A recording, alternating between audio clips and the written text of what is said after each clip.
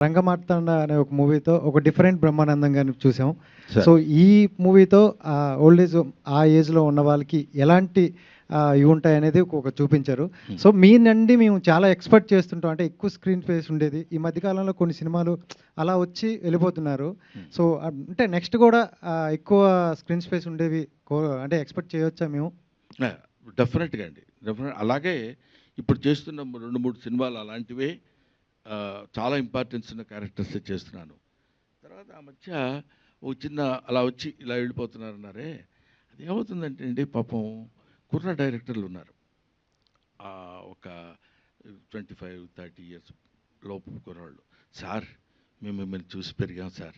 మీరు మా సినిమాలో చిన్న క్యారెక్టర్ ఒక్కసారి మీరు మిమ్మల్ని డైరెక్ట్ చేశారన్న ఇలా మాట్లాడుతున్నప్పుడు అలా చిన్న వికసిస్తున్న మొగ్గ అది.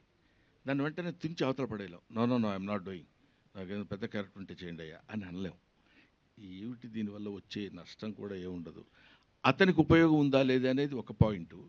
అతని యొక్క మానసికమైనటువంటి ఆనందాన్ని కలగటానికి ఉపయోగపడితే చాలు. దీనివల్ల పెద్ద మనకు వచ్చే లాస్ ఏమి ఉండదు కదా అని అప్పుడప్పుడు అట్లాంటి చిన్న చిన్న సినిమాల్లోనే చేసిన ఇవాళ ఈ సినిమా మన 'రంగమార్తాండ' రేపు రాబోయే సినిమాల్లో మంచి క్యారెక్టర్సే చేస్తున్నానని మాత్రం చెప్పగలను. చేస్తాను కూడా.